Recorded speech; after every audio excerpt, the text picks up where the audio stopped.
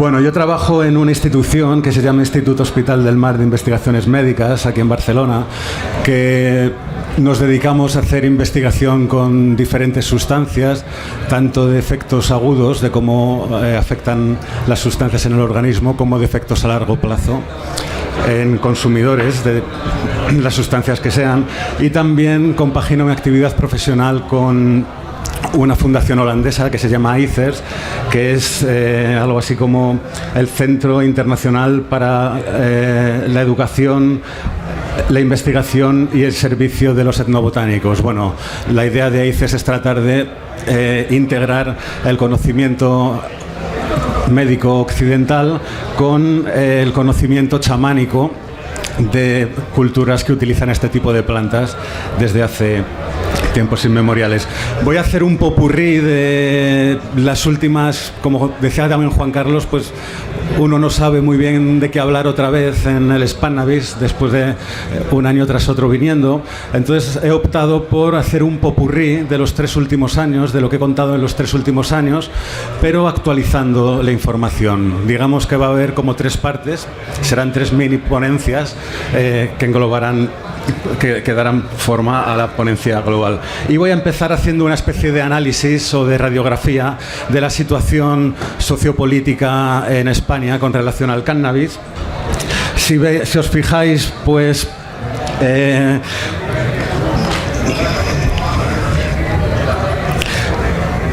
desde el año 95 hasta el 2010 más o menos ha ido subiendo la proporción de personas que han consumido cannabis alguna vez en la vida, pero se han ido manteniendo bastante estables los usos durante los 2 últimos meses o los últimos 30 días, que sería el indicador de la población de consumidores de cannabis que hay en un momento dado, y también se ha ido manteniendo estable la proporción de personas que fuman diariamente en los 30 últimos días.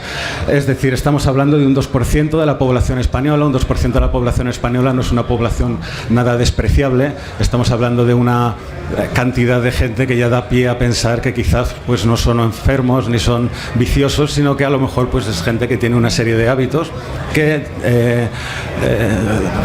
de los cuales el consumo de cannabis pues es uno más de entre ellos.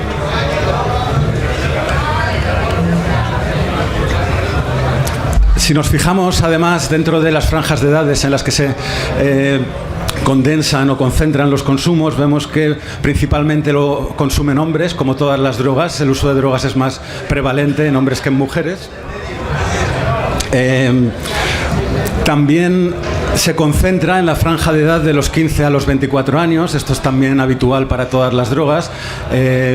En la que pues, se producen consumos experimentales entre esa franja de 15 a 24 años y sin necesidad de que haya ningún tipo de intervención ni preventológica, ni de la administración, ni por parte de nadie. Pues bueno, a medida que las personas se van haciendo adultas, van asumiendo responsabilidades, pues simplemente los consumos se van limitando y van desapareciendo, de tal forma que en la franja de los 55 a 64 pues el porcentaje de usuarios en los 12 últimos meses es de un 1,1%. Si hemos visto que en la franja de los 15 a los 24 años es donde se concentra la mayor cantidad de consumidores, si nos vamos a la franja específica de los 14 a los 18, de nuevo vemos que a medida que se va aumentando de edad es cuando se van condensando los consumos, de tal forma que es a los 18 años donde el 54% de los jóvenes consume cannabis. Esta gráfica es bastante interesante porque si bien la prevalencia de consumo, que es las personas que consumen cannabis en los 12 últimos meses, se ha mantenido más o menos estable, la percepción de la disponibilidad ha ido aumentando, es decir, para los jóvenes hay una mayor percepción de disponibilidad de acceso al cannabis, y siempre se dice que es a los jóvenes a los que hay que proteger porque bueno, pues están en esa edad en donde se condensan los consumos y donde puede haber un consumo más descontrolado, pero las estadísticas del Plan Nacional pues nos quitan la razón al decirnos que son los propios jóvenes los que tienen una percepción bastante alta de consumo. Esto quiere decir que los propios jóvenes pues, son bastante conscientes de sus consumos y tienden a autorregularlos, ¿no? Esto es parecido a lo que ha explicado Usó. A pesar de que los consumos se han ido manteniendo, lo que ha ido aumentando son las primeras admisiones a tratamiento por abuso o dependencia, y esto probablemente tiene que ver con, si fijáis la curva de la gráfica, tiene una forma parecida con el mayor número de detenciones, que era lo que contaba Juan Carlos, que llega hasta cierto punto en el que ya la gente sabe que recurriendo a las multas puede evitarlas, y es cuando desaparecen o empiezan a bajar las admisiones a tratamiento, ¿no? Coincidiría el pico máximo y la bajada con los primeros procesos de recurso de multas, ¿no? También era un poco lo que comentaba Juan Carlos, de todas las detenciones por sustancias y denuncias. Si os fijáis, es en el grupo de cannábicos, en las últimas encuestas, que es desde 2008, en las que se concentran las detenciones y las denuncias por consumo, llevándose en detenciones el 49% y en denuncias por tenencia el 80,4%. Sí, de nuevo, pues es lógico que si en los jóvenes se concentra el consumo, pues sean los jóvenes en quien se concentran las multas. En la población que menos recursos económicos tiene, en las poblaciones pues que quizá donde consumen es en la calle porque tampoco tienen sitios donde consumir o sitios privados donde consumir, y es donde el martillo de la prohibición termina haciendo mecha, ¿no? Si nos vamos a las incautaciones por drogas, vemos que en el año del 2008 al 2009, que son los últimos años que he consultado, las incautaciones de cocaína han bajado un 9,41%, las de heroína un 45,15%, a pesar de mantenerse estables los consumos. De éxtasis ha bajado un 24,41% y de hachís ha bajado también un 34,88%. Las detenciones por tráfico de drogas también han disminuido un 1,51%, y sin embargo las denuncias por consumo o tenencia en lugares públicos han aumentado un dramático 23,32% en tan solo un año. Palabras textuales del informe del plan, como en años anteriores, también en 2009 la mayoría de los detenidos lo fueron por tráfico de cannábicos, el 50,61% del total. Bueno, por inicios de procesos judiciales, más o menos se han mantenido estables y se concentran en Andalucía, en Canarias, en Comunidad Valenciana y Cataluña.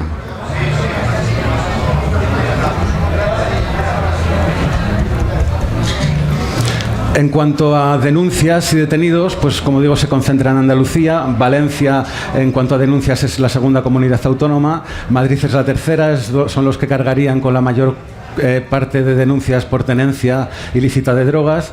Islas Canarias, Castilla y León y Castilla-La Mancha, y paradójicamente las comunidades con menos tenencias, con menos detenciones por tenencias ilíticas serían Cataluña y País Vasco, las dos comunidades autónomas en las que los gobiernos han hecho propuestas de regulación de clubes, ¿no? Como conclusiones así generales de todo este mar de datos confuso y difícilmente interpretable a veces, es que si hay un mayor consumo en la adolescencia y en la juventud, hay menos decomisos, no cambia el número de detenciones, aumentan denuncias por tenencia o uso en la vía pública y la mitad son por cannabis, entonces hay una disminución de detenciones de grandes narcotraficantes, la persecución principalmente se centra en los adolescentes y jóvenes por tenencia o consumo en vía pública. Hay un mayor índice de solicitud de tratamiento para evitar las multas, para proteger a una población que es la que más consume. Esto es un estudio que hizo también el Plan Nacional sobre Drogas y lo publicó hace un par de años con una muestra de 3.569 adolescentes, en el que se les preguntaba una serie de criterios para definir abuso. Por ejemplo, si has fumado cannabis antes del mediodía, si has fumado cannabis estando solo o sola, si has tenido problemas de memoria al fumar, si los amigos o miembros de la familia te han dicho que deberías reducir el consumo, si has intentado reducir o dejar de consumir cannabis sin conseguirlo, o si has tenido problemas debido a tu consumo de cannabis. Estos son indicadores de abuso que solamente cumplirían menos de un 1% de la población de adolescentes, que son los que más cannabis fuman y los que más multas reciben, ¿no? Si nos vamos a cómo el propio Plan Nacional sobre Drogas evalúa sus estrategias preventivas, pues nos encontramos que el grado de logro de objetivos conseguidos se encuentra en un 53%, evolucionan favorablemente un 30% y necesita mejorar un 17%. Si separamos los logros en áreas, el área de prevención, el área de asistencia e inserción social y el área de reducción de daños, vemos que el área de prevención solo ha conseguido los objetivos, el 46% de los objetivos, el de asistencia e inserción social el 48% y el de reducción de daños, quizá porque sobre todo está concentrado en el reparto de jeringuillas en cárceles y en autobuses de metadona, es el único que más o menos se salva, con un 72%. Estamos hablando de unos porcentajes de éxito que, si esto fueran unos criterios de evaluación para cualquier empresa privada, los directivos estarían en la calle hace ya bastante tiempo, ¿no? Y sin embargo aquí parece que se perpetúan una vez tras otra. Bueno, voy a cambiar un poco de tercio, si se me permite la expresión taurina, en una comunidad en la que están prohibidas los toros. Hay 3 especies, como todos sabéis, de cannabis: la cannabis sativa, la ruderalis y la índica. La sativa, tendría grandes proporciones de THC, aparentemente. Hoy día, con todo este follón de variedades, cruces y mezclas de especies y variedades, uno ya no sabe muy bien, o al menos yo, que ya me perdí hace tiempo, a qué especie puede pertenecer cada una. Y la ruderalis sería la especie en la que se utilizaría para el procesamiento de cáñamo industrial. Erróneamente se piensa, ¿no?, que las plantas, cuanto más THC tienen, es porque son más potentes, pero el índice de psicoactividad no lo da la concentración de THC, sino que lo da la relación entre THC, CBD y CBN, que son los principales cannabinoides. Entonces puede haber una planta que tiene unos índices de THC muy altos, pero si tiene unos índices de CBD muy altos, el CBD contrarresta el THC, con lo cual termina siendo una planta menos potente que otra que tuviera concentraciones en principio de THC, pero poquita de CBD. Esto viene a cuento por algo que luego explicaré respecto a las propiedades médicas. Hay cannabinoides naturales, hay cannabinoides sintéticos que se pueden fabricar en el laboratorio partiendo de productos químicos. Y hay cannabinoides que se encuentran de manera natural en las plantas, que es lo que se fuma.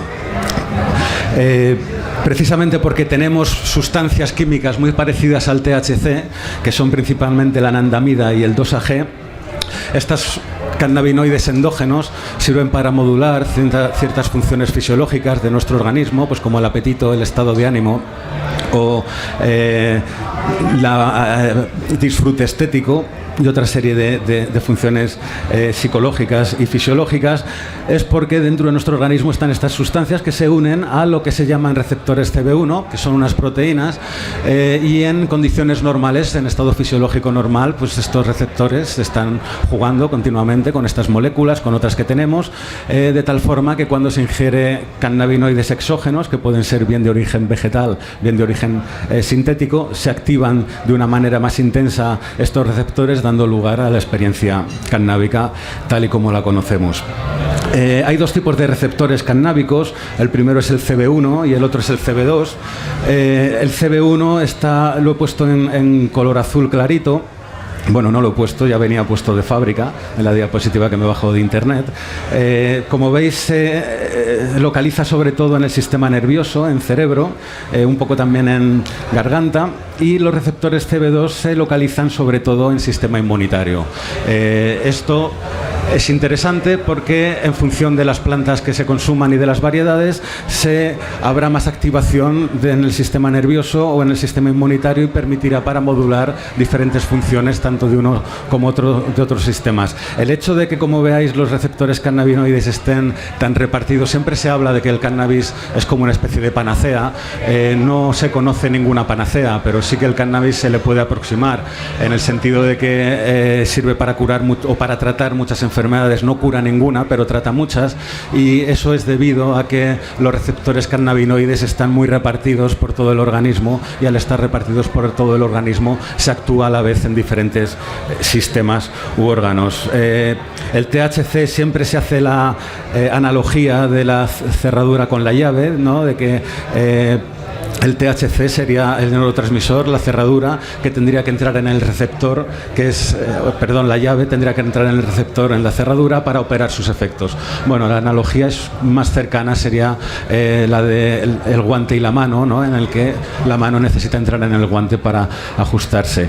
El CBN también actuaría de esta forma, pero el CBD tendría un comportamiento bastante más diferente. No sería un agonista, es decir, no se acoplaría directamente sobre la cerradura, sino que lo que haría sería evitar que una enzima degradara la anandamida endógena que tenemos en nuestro organismo. Es decir, lo que haría el CBD, a diferencia del THC, es, en vez de actuar sobre los receptores, impedir que se destruya los cannabinoides endógenos que tenemos en nuestro organismo, ¿no?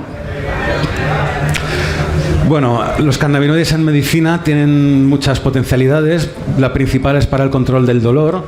Potencian además el efecto de la morfina con dosis subterapéuticas de morfina. El problema que tiene la morfina es que la tolerancia a los efectos fisiológicos es más corta que la tolerancia a los efectos psicológicos, de tal forma que es fácil en personas que están en tratamiento crónico inducir una sobredosis, ¿no? Y de hecho, pues por eso se están tratando de descubrir cada vez nuevos opiáceos que traten de también prolongar la tolerancia fisiológica.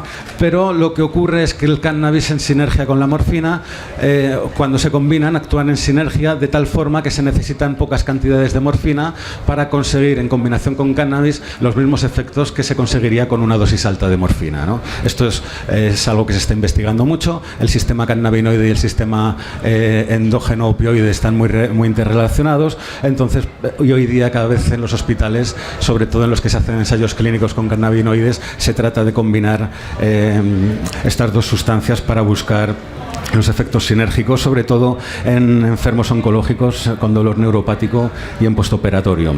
Bueno, también es conocido el cannabis en el tratamiento de la espasticidad y otros síntomas de la esclerosis múltiple. De hecho, el Sativex, que es el único fármaco autorizado hoy en día realizado con extracto de cannabis, la única indicación para la que está autorizada en España es para el tratamiento de la esclerosis múltiple. También funcionan como antieméticos en pacientes en tratamientos con citostáticos, es decir, con anticancerosos, evitando o inhibiendo el vómito, que es uno de los principales efectos secundarios. También actúan sobre el síndrome de anorexia-caquexia en pacientes con SIDA y en enfermos con cáncer terminal. Muchos enfermos con SIDA, sobre todo ya en fases avanzadas, se vuelven tan delgados porque cualquier alimento que comen les sienta mal, lo vomitan, van perdiendo el apetito, y la delgadez es simplemente un efecto del dejar de comer, ¿no? Bueno, una de las principales utilidades de los cannabinoides es precisamente aumentar el apetito en estas poblaciones concretas, ¿no? También en alteraciones del movimiento como Parkinson, Corea de Huntington y epilepsia. Para el asma, por su efecto broncodilatador, no fumado, obviamente. Y de las potencialidades futuras son de algunas cosas que en charlas pasadas eran potencialidades futuras y ya hoy alguna de ellas es una realidad presente, como es el uso del CBD en el tratamiento de la esquizofrenia. Bueno, por tratar de explicar un poco mejor cómo funciona esta especie de unión de la mano al guante, diríamos que las neuronas, pues serían, los neurotransmisores serían un poco el lenguaje de las neuronas, ¿no? Cuando dos personas hablan, hay una persona que es un transmisor, hay otra persona que es un receptor y hay unas palabras que son las que sirven para comunicarse, ¿no? Pues las neuronas utilizarían algo parecido, si se me permite la metáfora. Hay una neurona que lanza una molécula química que se llama neurotransmisor, en este caso serían anandamida o 2-AG. Hay una neurona que la recibe y en este caso la anandamida o el 2-AG sería el lenguaje con el que se comunican estas neuronas cuando hablamos de utilizaciones del cannabis. Las fotos de abajo son las conexiones que establece la neurona que lanza la molécula química o el neurotransmisor con la molécula que la recibe.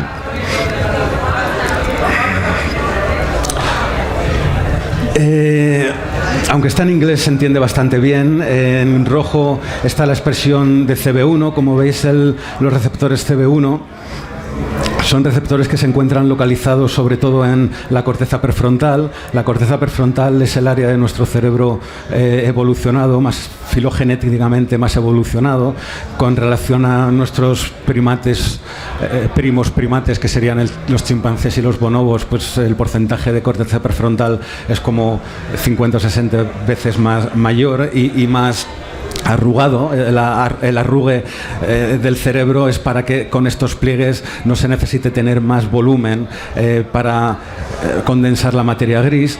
También en los ganglios basales y en la corteza cerebral, sobre todo en áreas que se llaman de asociación y que están relacionadas con las percepciones sensitivas, ¿no?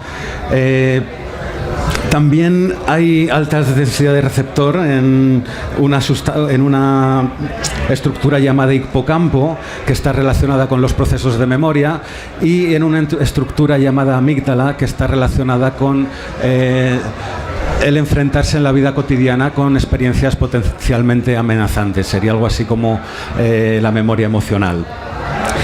Apenas hay receptores cannabinoides en las partes bajas del cerebro, en las partes más primitivas, que serían las que controlan pues la respiración y el ritmo cardíaco, y esta es la razón por la que sea virtualmente imposible morir de sobredosis, porque simplemente los centros que regulan las constantes vitales básicas, al no tener receptores, el cannabis no puede acoplarse, ¿no? Una de las líneas más interesantes, desde mi punto de vista, hoy día pues se podría hacer solamente un congreso de varios días respecto a líneas de investigación. Yo me voy a centrar en las que más me interesan. La primera es para el tratamiento de los trastornos de ansiedad, sobre todo el trastorno de estrés postraumático. El trastorno de estrés postraumático es un trastorno bastante discapacitante que experimentan personas que han visto su integridad física o psicológica ponerse en peligro, ¿no? Por ejemplo, estamos hablando de supervivientes de un ataque terrorista, supervivientes de una catástrofe natural, excombatientes, supervivientes de atracos, ¿no? Y de situaciones violentas. Bueno, cuando nosotros caminamos por la vida está llena, pues como sabéis, de riesgos y de obstáculos. Entonces, pues todos en algún momento nos hemos llevado algún pequeño o gran susto cuando de repente nos encontramos con una situación potencialmente amenazante. En nuestra amígdala, que es la estructura que se encarga de evaluar la cualidad de la amenaza, una vez que ha pasado esta amenaza, se produce una liberación de anandamida. Esta liberación de anandamida es de un endocannabinoide que lo que hace es aplacar la actividad de la amígdala para que se nos olvide el recuerdo y podamos continuar con nuestra vida cotidiana, porque si la amígdala se quedara hiperactivada, estaríamos reaccionando, que es lo que pasa en el trastorno de estrés postraumático, ante cualquier mínimo altercado, ¿no? Las personas que tienen estrés postraumático van generalizando el suceso traumático original a pequeños sucesos cotidianos que les hace estar cada vez más encapsuladas en sí mismas, no salir y tener un aislamiento social y laboral también. Bueno, hoy día hay ratones transgénicos de todo tipo a los que se les puede fabricar, casi se podría expresar así, pues carentes de alguna proteína que nos interesaría investigar. Por ejemplo, podemos, o la ciencia de investigación animal fabrica ratones carentes del receptor CB1 y les somete a pruebas experimentales para ver qué le pasa a un ratón o a una rata cuando no tiene un receptor CB1. A los ratones que no tienen receptores CB1 y en un paradigma experimental de inducción de miedo o de inducción de castigo, como sería pues, el equivalente a un estrés postraumático, lo que ocurre es que son incapaces de extinguir la respuesta condicionada al miedo. Quiere decir que el miedo se les queda ahí anclado y es muy difícil que olviden lo que ha pasado y viven, por decirlo de alguna forma, atemorizados. Esto es lo que puede ocurrir en personas que tienen altos índices de ansiedad, pues quizás tienen una expresión menor de receptores CB1 en algunas áreas del sistema nervioso. Y a la vez, a ratones condicionados a miedo, pues por ejemplo ven una lucecita roja y reciben una descarga eléctrica, ¿no? La siguiente vez que vayan a ver una luz roja van a esperar la descarga eléctrica y se asustan. Si después de 3 o 4 veces no aparece la descarga eléctrica después de la lucecita roja, se les olvida, ¿no? Los ratones que no tienen receptores CB1 tardan más en olvidar que no va a aparecer la descarga eléctrica después de aparecer la luz roja, pero si a ratones normales, por decirlo de alguna forma, después de que aparezca la luz roja sin descarga se les administra THC, olvidan muy rápidamente y se recomponen muy rápidamente de que va a venir asociada la descarga a la luz roja. Estos son indicadores biológicos de modelos animales de cómo van a ir los tiros en los próximos años con relación al tratamiento de los trastornos de ansiedad con cannabis. De hecho, ya se ha experimentado el CBD en humanos a los que se les somete también pues personas que tienen fobia social, que tienen pues esta cosa intimidatoria como la que tengo yo de hablar en público, ¿no? Pues se les somete a hablar delante de 3 o 4 médicos con bata blanca a que elaboren un discurso. Cuando uno tiene que enfrentarse a un público, pues empieza a anticipar, no, uno se va a dormir, el otro no se va a enterar, yo no voy a ser capaz de hilar el discurso, y todo esto empieza a hacer juego en tu cabeza y termina entorpeciendo el discurso. Bueno, pues en personas a las que se les administra CBD antes de someterles a esa situación experimental de tener que dar un discurso delante de 4 o 5 médicos con bata blanca, todos estos síntomas de anticipación se disminuyen o incluso desaparecen. Con lo cual es posible que el CBD en el futuro sea uno de los fármacos. Hoy día se prescriben antidepresivos, estos de nueva generación, de inhibidores selectivos de la recaptación de la serotonina, y cada vez está investigándose más el tratamiento con CBD.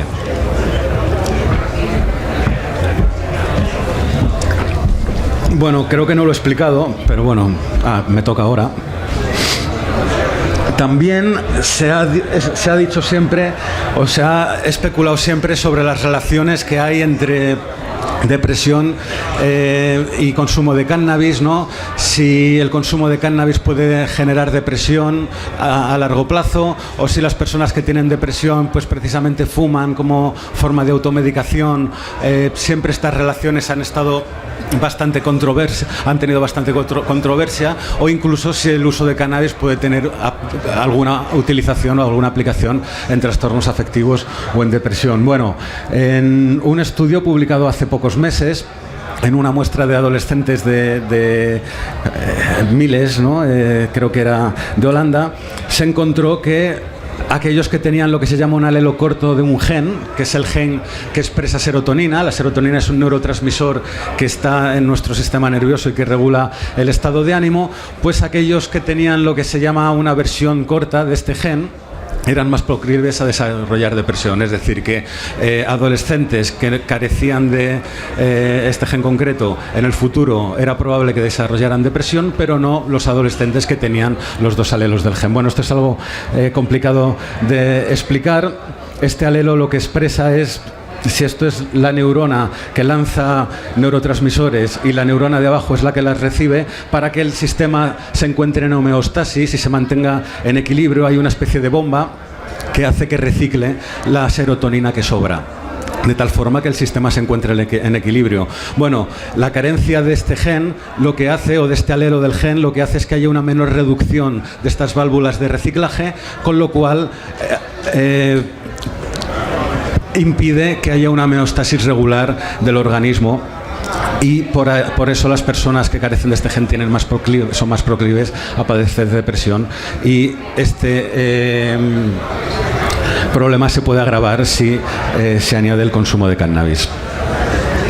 Se han hecho estudios muy interesantes también con consumidores de cannabis, y se ha visto que los consumidores de cannabis de largo tiempo son hábiles en identificar las expresiones emocionales de los otros, pero tardan más tiempo en identificar las expresiones de felicidad, de ira y de tristeza. Por ejemplo, a consumidores de cannabis o no consumidores se les pasa un microfilm, una película, en un tiempo de 0 a 3.000 milisegundos, en el que una expresión emocional va cambiando de neutra a una de las 4 o 5 emociones básicas. Los consumidores de cannabis tardan más tiempo en identificar estas expresiones emocionales. Esto en principio tampoco es ni bueno ni malo, es un hecho curioso, pero sí que puede que los consumidores de largo recorrido pues tengan ciertos déficits, si me permitís la expresión, en este contexto en el que es como raro hablar mal de la marihuana, ¿no? A la hora de identificar expresiones emocionales en otros. También se han hecho algunas investigaciones en el último año, desde mi punto de vista interesantes, que tienen que ver con la teoría de la mente. La teoría de la mente es la capacidad para entender estados emocionales en la otra persona, y también la capacidad para entender las intenciones que tienen las otras personas. Se sabe que hay unas neuronas concretas que podrían ser sobre las que actúa el fenómeno de la teoría de la mente, que se llaman neuronas espejo, que se descubrieron de manera accidental en unos monos a los que se les implantó un electrodo en un área motora, porque se quería estudiar cómo respondía la onda de electroencefalografía cuando hacía un movimiento, y lo que vieron es que esta onda cerebral se disparaba cuando el mono estaba quieto. ¿Cómo era posible que un electrodo insertado en un área motora diera una respuesta eléctrica si el mono estaba quieto? Y se dieron cuenta que lo que estaba el mono haciendo era mirar a otro que iba a coger un plátano. Es decir, su cerebro estaba reproduciendo un movimiento que estaba haciendo un congénere, ¿no? Esto es lo que se llama teoría de la mente, y tiene que ver precisamente con esto, ¿no? Con diferenciar cambios sutiles en las expresiones emocionales de los otros para tener una convivencia social pues lo más pacífica y fluida posible. Uno de los test clásicos para evaluar teoría de la mente es mostrar solamente la mirada de una persona y decirle a los sujetos que digan qué expresión emocional cree que está expresando, ¿no? En este caso se da a elegir otras 4 emociones, aquí también, y bueno, de nuevo, los voluntarios, en este caso los consumidores de cannabis, identifican bien, igual de bien que los controles, las expresiones emocionales. Yo no sabría diferenciar ninguna, pero los consumidores de cannabis sí. Otra forma de evaluar la teoría de la mente es poniéndoles como historietas, ¿no? En las que tienen que también pues, generar cierto estado empático con las historietas que se les va mostrando, ¿no? Por ejemplo, en la viñeta A se muestra una viñeta clásica de cooperación, ¿no? En la viñeta B se muestra una viñeta de decepción, ¿no? La chica pobre pues quizá está esperando un ramo de flores y se encuentra con un monigote que le salta así de repente casi en la cara.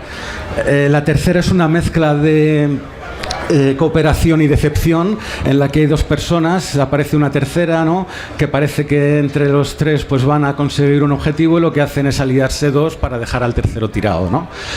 Y la cuarta es una situación control en la que se han cogido viñetas aleatorias y se han mezclado, ¿no? Para poder evaluar qué es lo que está pasando. Bueno, de nuevo los consumidores de cannabis identifican bastante bien las intenciones de cada una de las viñetas. No hay diferencias conductuales, como digo, pero sí hay diferencia en actividad cerebral, que es algo más sutil, encontrado solo mediante resonancia magnética. Y es que se activan áreas cerebrales, la activación de áreas cerebrales en los consumidores de cannabis es menos intensa que en los no consumidores, en aquellas áreas encargadas de detectar estas intenciones o estos cambios sutiles en las expresiones emocionales de otros. Para vuestra tranquilidad, de los que seáis grandes fumadores, esto solo se encontró en grandes fumadores, estos estudios pues también como tantos otros son estudios muy preliminares, son los 3 únicos estudios que se han hecho sobre esto, se han publicado este año,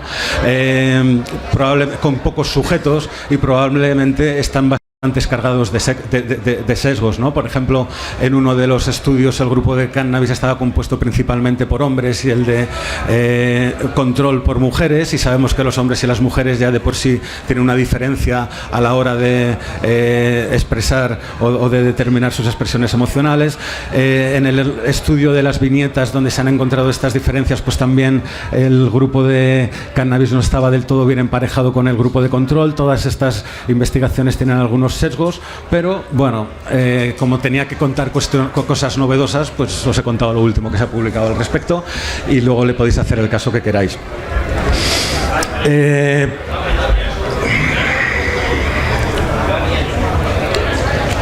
Con relación a la psicosis, se sabe, ¿no?, que el fumar cannabis no es un factor ni suficiente por sí mismo para desencadenar cannabis. Quizá esta es la controversia mayor a día de hoy en la ciencia del cannabis, ¿no? Hay ciertos indicios que apuntan a que el consumo de cannabis puede coadyuvar a la aparición de una enfermedad mental grave como es la esquizofrenia. Es un cofactor, no es ni necesario ni suficiente, sería un factor coadyuvante más, pero es que la psicosis es una enfermedad bastante grave que puede dejar incapacitada a la persona para el resto de su vida. Se han publicado un par de artículos que no voy a comentar cuando me estaba preparando la charla este mes, que criticaban y demolían toda la investigación que se había hecho en relación al consumo de cannabis. Si queréis entramos en detalles luego en la parte de la discusión, pero ahora creo que para no entorpecer más el discurso narrativo, pues me lo voy a ahorrar. Pero sí que estos estudios que indican que esta relación vienen a decir que esta relación además depende de la dosis, de la duración de la exposición y de la edad de inicio. Cuanto antes se inicia uno en el consumo, pues hay más probabilidades de que pueda aparecer. A ver, estamos hablando de que la esquizofrenia se entiende hoy como una relación, como lo que se conoce como relación vulnerabilidad-estrés. Es decir, tienen que aparecer factores ambientales para que aparezca la enfermedad. Se sabe que cuando existía Mili, pues el hecho de hacer la Mili para algunas personas era tan estresante que algunos tenían brotes psicóticos, ¿no? El hecho de ir a la consulta del psicoanalista también produce brotes psicóticos, todo en algunas personas, ¿no? O las terapias de grupo en las que se exige un trabajo muy exigente o muy demandante de las personas, ¿no? Es decir, una persona, 2 hermanos gemelos idénticos, univitelinos, uno puede tener desarrollo de esquizofrenia y otro no, simplemente porque uno ha estado expuesto a una situación estresante que su hermano gemelo no ha sido expuesto, ¿no? La prevalencia en todos los libros clásicos de psiquiatría, incluso si entráis en internet, os dirá que está entre el 0,5, no, aquí se me ha ido, no es del 1 al 4%. Ah, vale, sí. Es entre el 0,5 y 1%, hasta el DSM-4, que es el manual clásico que utilizan todos los psiquiatras, te dice que la prevalencia de esquizofrenia es del 0,5 al 1%, pero no sé vosotros si los homínidos humanos tenemos una capacidad cerebral para tener relación más o menos directa con unos 100 congéneres. Los bonobos y chimpancés están en torno a 30-40 y los gorilas a 10-15.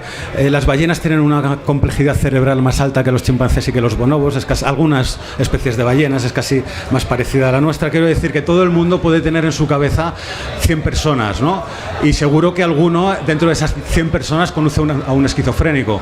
Pero lo habitual es que dentro de esas 100 personas que uno tiene en la cabeza, pues no haya un esquizofrénico, al menos en el ámbito cercano. No quiere decir, por supuesto, que no lo haya, pero lo que quiero decir con esto es que esta prevalencia se ha sobreestimado y a día de hoy, en un estudio también publicado en una de las revistas más importantes, hacía un análisis muy crítico de cómo ha sido esta sobreestimación de la prevalencia de esquizofrenia y lo sitúa en un 4 por 1000. Es decir, pasaríamos de un 1% a que serían 4 personas de cada 1000 las las que podrían desarrollar una esquizofrenia en algún momento de su vida. La esquizofrenia no sabe de género, ni de estatus socioeconómico, ni de vivir en la ciudad, en el pueblo. La única diferencia en los índices de prevalencia es que hay unos mayores índices de prevalencia en inmigrantes con relación al resto de la población.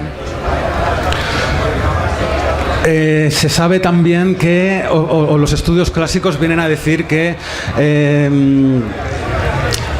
la prevalencia entre consumidores de cannabis pasa de ser de un 1% a de un 2%. Siempre se ha dicho clásicamente que el fumar cannabis duplica la probabilidad de padecer esquizofrenia. Si estábamos hablando que la prevalencia estimada era de un 1%, sería de un 2%, pero si estamos hablando de que la prevalencia sería de un 4 por 1000, estaremos hablando que se duplicaría, pero a un 8 por 1000. Siguen siendo unos índices en los que probablemente hay muchos factores diferentes más explicando la aparición de esquizofrenia aparte del cannabis. De hecho, en uno de estos artículos que ha criticado tanto estos estudios clásicos, lo que viene a decir es que ha cogido en los últimos 10 años los ingresos hospitalarios por esquizofrenia en Inglaterra, ha comparado con los índices de prevalencia de consumo y ha visto que no ha habido, que a pesar de haberse incrementado tanto el número de consumidores como la potencia de las marihuanas, no se ha aumentado el número de ingresos hospitalarios, ¿no? Manejando estas cifras, las clásicas, no estas, las del 1%, también se estima que para evitar un caso de esquizofrenia sería necesario prohibir el consumo o limitar el consumo a entre 3.000 y 5.000 jóvenes en edad de riesgo, ¿no? Y en personas adultas entre 10.000 o 20.000. Bueno, este es el esfuerzo ímprobo que tratan aparentemente de manera bien intencionada de hacer, y yo me lo creo que es bien intencionado, ¿no? De hacer las autoridades, de hacer lo que hacen las autoridades, ¿no? Tratar de influir sobre grandes masas poblacionales, pero para al final evitar casos que ni siquiera está muy claro que tengan relación directa con aquello sobre lo que se enfocan las políticas. En un estudio también realizado con 1.220 adolescentes y publicado casi el otro día, se encontró que esta relación posible esquizofrenia consumo de cannabis era más bidireccional que unidireccional. Por ejemplo, hay cuestionarios psicológicos que sirven para detectar síntomas que pueden en algún futuro predecir con cierta margen de error, por supuesto, la aparición de esquizofrenia, ¿no? Entonces se pasó estos cuestionarios a un grupo de 2.120 adolescentes y se les siguió durante 9 años, creo, relacionándolo con sus consumos de cannabis, ¿no? Bueno, se encontró que el uso de cannabis a los 16 años predecía la vulnerabilidad de padecer psicosis a los 19, es decir, aquellos adolescentes que a los 16 años habían iniciado el consumo de cannabis, a los 19 en estos cuestionarios puntuaban como síntomas que podrían en algún futuro derivar en esquizofrenia. Pero es que cumplir indicadores de vulnerabilidad a los 16 años también predecía el consumo de cannabis a los 19. Y lo más interesante de todo es que cumplir indicadores de vulnerabilidad a los 13 años predecía el uso de cannabis a los 16. Pero el uso de cannabis a los 13 no predecía criterios de vulnerabilidad a los 16.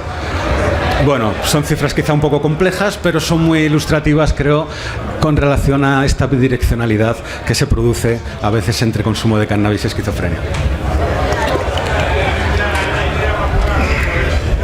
Lo que sí era constatable era que los usuarios de cannabis tuvieran síntomas o indicadores de vulnerabilidad o no, fumaban más tabaco, consumían más alcohol y eran más predominantemente chicos que chicas. Bueno, como sabéis, y si no sabéis, pues yo os lo cuento, el THC puro, administrado de forma intravenosa en un laboratorio a voluntarios sanos y que voluntariamente se exponen a estos experimentos, algunas veces llamados cobayas humanas, pero bueno, se les paga y se les trata muy bien, con lo cual dista mucho la realidad de la pobre ratita, que no tiene ni voz ni voto en lo que le están haciendo. Se comporta como psicotomimético, es decir, imitaría el THC los efectos psicológicos de la esquizofrenia. También estamos hablando que un contexto clínico es más proclive a inducir cierto tipo de efecto subjetivo de alguna droga que otros contextos más naturalistas, ¿no? Se comporta de manera ansiógena, es decir, produce ansiedad y tiene efectos claros sobre la memoria, sobre todo sobre la memoria de trabajo, como os he explicado antes, porque hay muchos receptores cannabinoides en el hipocampo.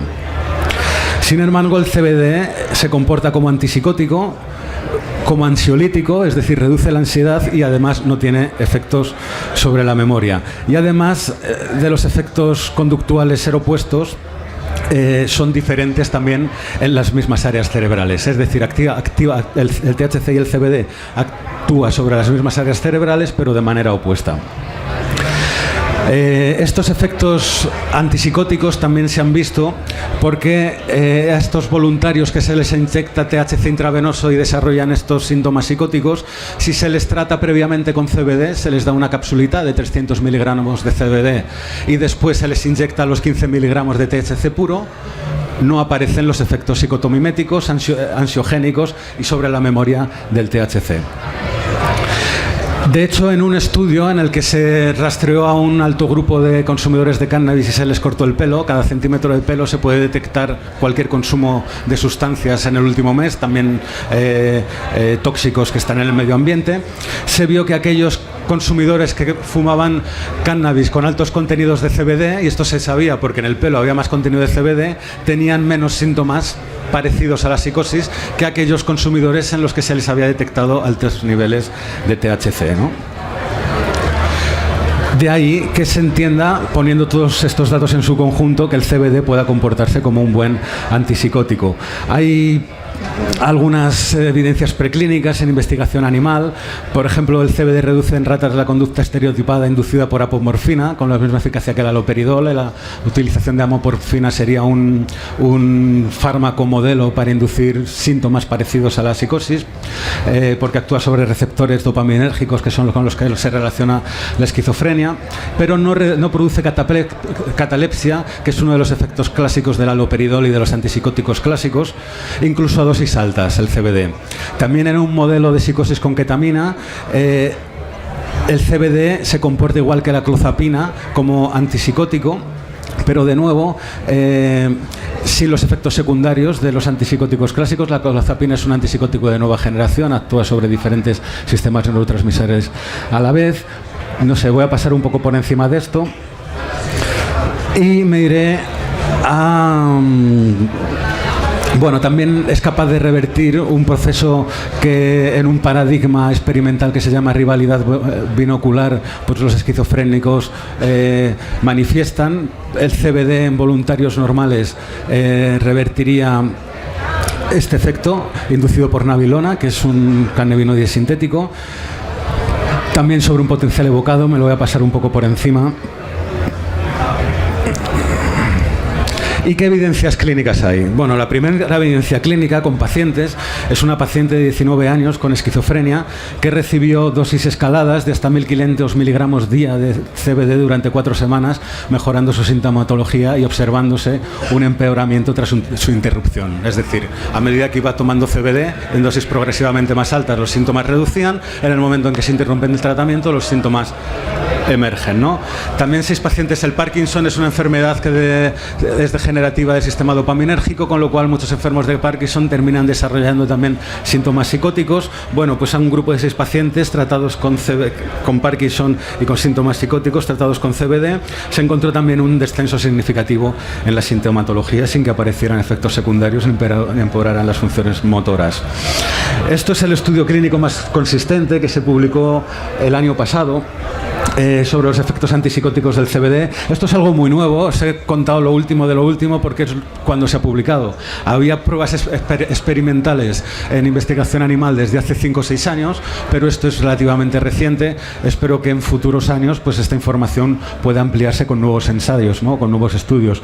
El más consistente es un estudio que se hizo con 42 pacientes. A la mitad se les administró amilsuprida, que es un antipsicótico clásico también, y a la otra mitad el CBD, y los dos se mostraron igual de eficaces, con la diferencia de que el CBD de nuevo no tenía los efectos antipsicóticos típicos, los efectos secundarios típicos de los antipsicóticos, ¿no?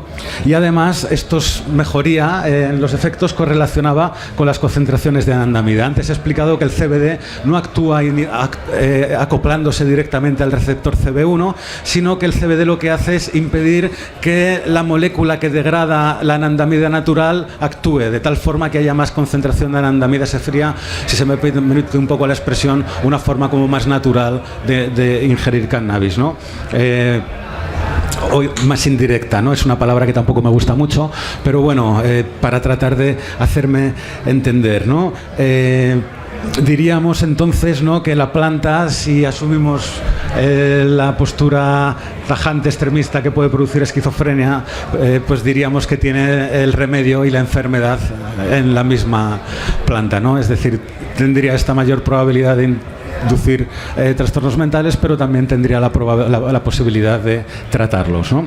Y el último línea de investigación, el Alzheimer, probablemente sea la enfermedad para la que, si no se encuentra un remedio, termine colapsando los servicios sanitarios de salud, y esto se calcula para el año 2050. Probablemente ya no haya seguridad social si no se encuentra un remedio para el Alzheimer, porque las personas que tienen Alzheimer viven muchos años, pero necesitan de unos cuidados médicos y de una atención sociosanitaria que cuesta mucho dinero. Además, contrariamente a lo que se piensa, el Alzheimer no es una enfermedad propia del mundo occidental, sino que cada vez en el tercer mundo, cuando ya después de esta explosión demográfica que ha habido en el pasado, empieza a haber mejores calidades de vida y empieza a haber también, de hecho, en el futuro probablemente el continente de Oceanía será uno en los que haya mayores índices de Alzheimer. Los tratamientos de los que hoy día se dispone para tratar el Alzheimer, pues creo que consiguen frenar la enfermedad pues en el primer año como muchísimo, ¿no? De nuevo hay este debate, ¿no?, sobre si el cannabis puede producir riesgos o déficits neuropsicológicos, es decir, dificultades en el aprendizaje o en la memoria. De nuevo se daría la paradoja de que en el cannabis se encontraría el remedio y la enfermedad a la vez, porque cada vez se sabe más que el THC y el CBD son neuroprotectores, es decir, probablemente haya estos déficits de memoria pero a la vez está protegiendo el cerebro de agentes externos. Se sabe que en modelos animales que se les induce un accidente cerebrovascular, si se les inyecta THC se evita la muerte neuronal, con lo cual es cada uno el que tiene que aprender a gestionar cómo se comporta en su vida cotidiana con estos pequeños déficits, sabiendo que quizá de alguna forma puede que esté siendo beneficioso para su cerebro. Nosotros, uno de los estudios que hemos hecho cuando estaba en San Pau, precisamente fue estudiando, este sería uno de mis temas, pero no me voy a alargar, de mis temas en los que más profesionalmente he estudiado o investigado, y unos datos preliminares que no debería contar, pero por contar algo interesante lo voy a hacer, porque son datos que todavía son muy preliminares y están pendientes de un último análisis también con resonancia y tal. Es que cuando hemos hecho las correlaciones de el rendimiento neuropsicológico de consumidores que después de un mes sin fumar se han expuesto a una resonancia magnética y a una batería de pruebas neuropsicológicos, la curva de deterioro cognitivo es más lenta en los consumidores de cannabis que en los controles. Es decir, tienen un peor rendimiento bajo las condiciones de consumo. Cuando dejan un mes de consumir, sus funciones neuropsicológicas más o menos se han estabilizado, pero su cerebro envejece de manera más lenta que en la población control. Está pendiente de analizar esto, pero cada vez hay datos más consistentes de que el cannabis se comporta como un neuroprotector. Y, de hecho, se sabe que en los cerebros de las autopsias de personas con Alzheimer hay una menor expresión de receptores CB1 Hay una pérdida de neuronas relacionadas también con los CB1 en el hipocampo y en la corteza prefrontal, que son las dos principales áreas que se empiezan a deteriorar cuando se tiene Alzheimer. He dicho antes que la corteza prefrontal es el área más evolucionada filogenéticamente de nuestro cerebro, y todo aquello que es más moderno es lo primero que se deteriora.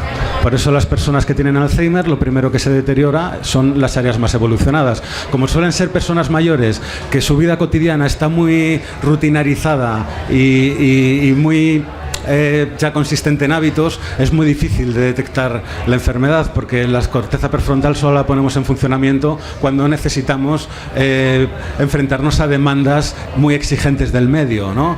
En ese sentido se dice también, ¿no?, que el ejercitar el cerebro es la mejor medicina para prevenir el Alzheimer, y sigue siendo cierto esto a día de hoy, porque el problema que se tiene también con el cerebro es que aquello que no se usa, y es una ley de la biología, se pierde. Entonces el hecho de estar en comportamientos cada vez más rutinarios, y sobre todo personas ya jubiladas, y esto también se ve muy claramente. Muchas personas basta que se jubilen y tengan un periodo de inactividad para que empiece el declive cognitivo. Bueno, estas son las primeras áreas cerebrales que se deterioran, y por eso es también tan difícil de diagnosticar de manera temprana la enfermedad, pero se sabe que tanto el THC y el CBD administrado a ratas de manera intracraneal, es decir, directamente en el cerebro, con ratas enfermas a las que se les ha provocado experimentalmente la enfermedad, no solamente revierte los marcadores bioquímicos y la pérdida neuronal, sino que también revierte el deterioro cognitivo en pruebas de laberinto,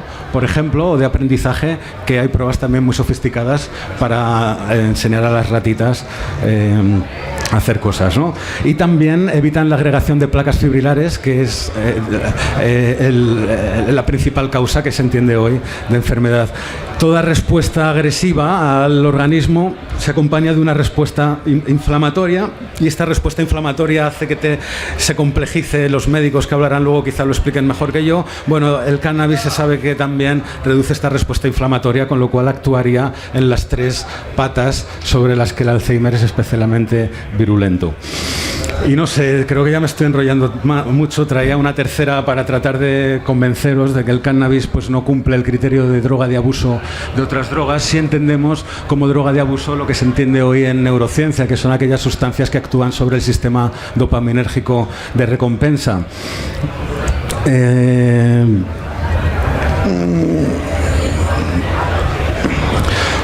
A ver, el relacionar el abuso de drogas con la farmacología pues no deja de ser un sesgo más que tienen los médicos y que tienen mis colegas farmacólogos, porque la mayoría de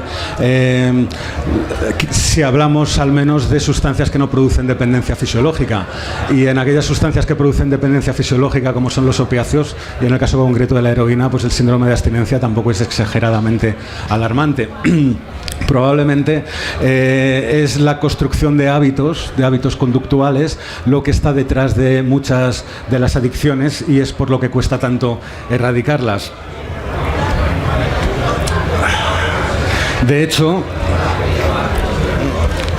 por ejemplo, el trastorno obsesivo compulsivo es una enfermedad. Si habéis visto esta película de Jack Nicholson, que no me acuerdo cómo se llama, en el que pues continuamente tiene que hacer una serie de tareas, las personas que no hacen estas cosas de manera obsesiva, si se les impide realizar el ritual, desarrollan todo un cuadro sintomatológico mucho más grave en algunos casos que el craving a sustancias.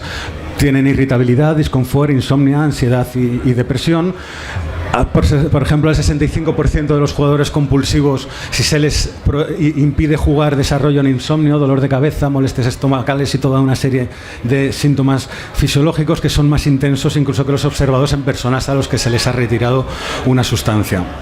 Con lo cual, las definiciones conductuales describen un patrón conductual, pero no las...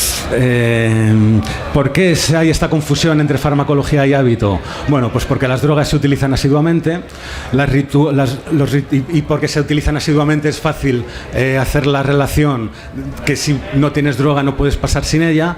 Los rituales en torno al uso de drogas juegan un papel importante en el mantenimiento del hábito, y esto es clave. Por ejemplo, en personas consumidores de cocaína elicita mucho más una liberación de dopamina, que es el efecto efecto bioquímico de la cocaína. Es mucho más intensa esta liberación de cocaína cuando se les muestra una imagen relacionada con el consumo que la cocaína, que es la dopamina que libera la cocaína, ¿no? Con lo cual está muy claro, ¿no?, que probablemente en muchos trastornos por consumo de sustancias la expectativa de conseguir la sustancia es lo que está jugando en la ecuación, probablemente más juego que la sustancia en sí.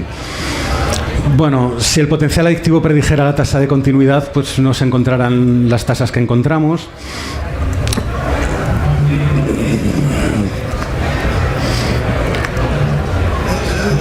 La mayoría de estos estudios tienen escasa validez ecológica.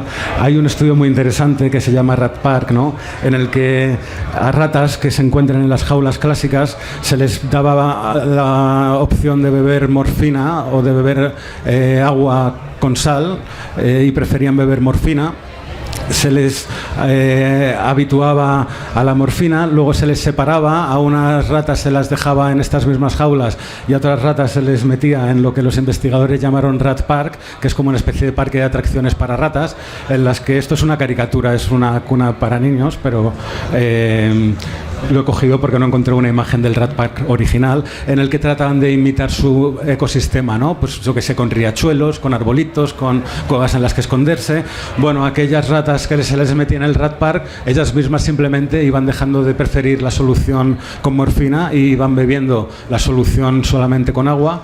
No, se les daba a elegir con azúcar, porque además las ratas son muy golosas y prefieren el azúcar a la cocaína, por ejemplo.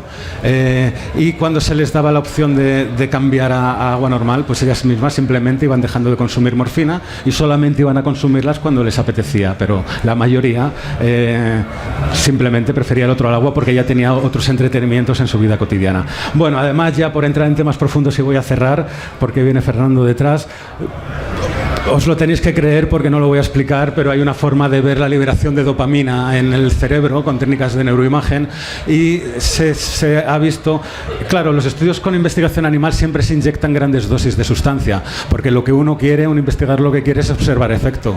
Si estos son los estudios clásicos de neurotoxicidad para MDMA, es esto, se inyectan grandes cantidades porque quieres ver un efecto concreto. Si no ves este efecto, pues no sirve para nada toda la inversión que has hecho.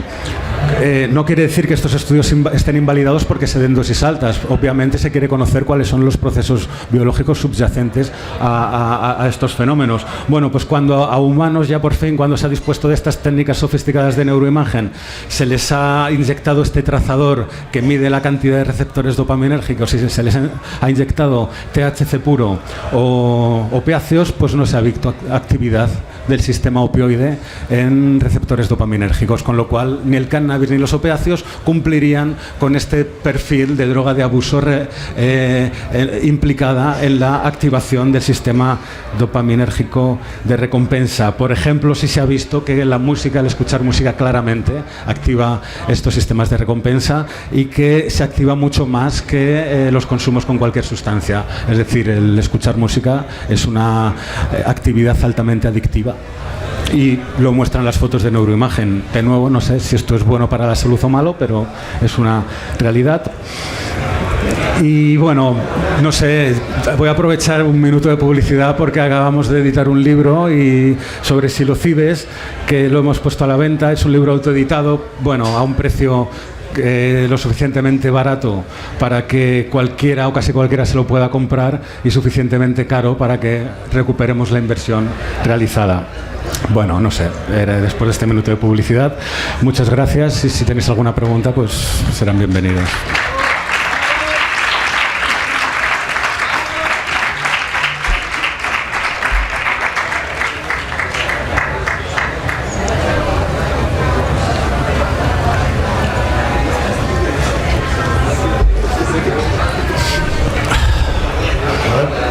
Hola. Mira, querría saber si hay algún gen que tenga la razón por la cual las personas sean más proclives a tener alguna adicción a las sustancias, o sería una razón psicológica la cual haya personas que sean más proclives a abusar de las sustancias. A ver, esto es una pregunta excesivamente compleja para que yo pueda resolverla porque no se tiene ni idea. Hay estudios, es decir, la personalidad, o sea, se sabe que hay, por ejemplo, un patrón de personalidad que serían aquellos que los psicólogos denominamos buscadores de novedades, ¿no? Que tendrían más tendencia a buscar experiencias novedosas en su medio, ¿no? Y parece que hay algunos indicios de que hay algún gen relacionado con la expresión de dopamina que haría que existieran estas poblaciones más proclives, ¿no? Estas poblaciones más proclives no solamente tendrían más tendencia a consumir drogas, sino que también tendrían más tendencia a practicar deportes de riesgo o a involucrarse en actividades quizá un poco más controvertidas de las que nos involucramos pues, los que no tenemos, bueno, no lo sé, este patrón de personalidad. Yo no me paso a mí mismo los tests, ¿no? Es como esto de clásico, ¿no? Pero claro, de nuevo, el tener o no tener un gen no es ni bueno ni malo, porque el genotipo de un individuo se expresa en un ecosistema, ¿no? Y es ese ecosistema o ese medio el que modula la actividad de estos genes, ¿no? De hecho, se sabe que, o cada vez hay más datos, que probablemente los primeros homínidos que salieron de África hace unos 100.000 años, y esto se sabe por rastreos genéticos de familias, igual que pues hay en la Universidad Autónoma de Barcelona un estudio para rastrear si Cristóbal Colón era catalán o era genovés, rastreando personas que se apellidan Colón, pues también se pueden hacer rastreos de linajes genéticos remontándonos hasta los primeros homínidos hace 100.000 años en África. Bueno, pues se sabe que estos primeros no homínidos sino Homo sapiens tenían este gen que predispone a buscar novedades, con lo cual probablemente nosotros estamos hoy aquí gracias a ellos, a estos primeros exploradores humanos que decidieron aventurarse en lo desconocido. Hoy día, claro, en función del ecosistema en el que uno se encuentra, esto puede ser una ventaja o puede ser un inconveniente. Puede ser una ventaja si tienes un ecosistema en el que te ponen las condiciones adecuadas para que se exprese, es decir, si te gusta el deporte de riesgo, el paracaidismo o el esquí, pues tener las garantías de que la pista está limpia, de que hay servicios sanitarios para atenderte, que no tienes que comprar los esquís en el mercado negro, ni los anclajes de seguridad, y en el consumo de drogas no se encuentra. Con lo cual, tener esta tendencia relacionada con el consumo puede ser una desventaja para el individuo cuando se encuentra de alguna forma desprotegido. Además, es una tendencia que se va suavizando a medida que avanza la edad. Hay algunos rasgos de personalidad que son más estables en el tiempo, pero la búsqueda de novedades es algo que con la edad va disminuyendo, con lo cual, de nuevo, pues es lo mismo que ocurre con el consumo de drogas. Pero esto es pura especulación. Os lo podéis creer, y si no os lo queréis, también está bien, porque no se tiene ni idea y tenía que responder a la pregunta y he salido como he podido con la respuesta. Bueno.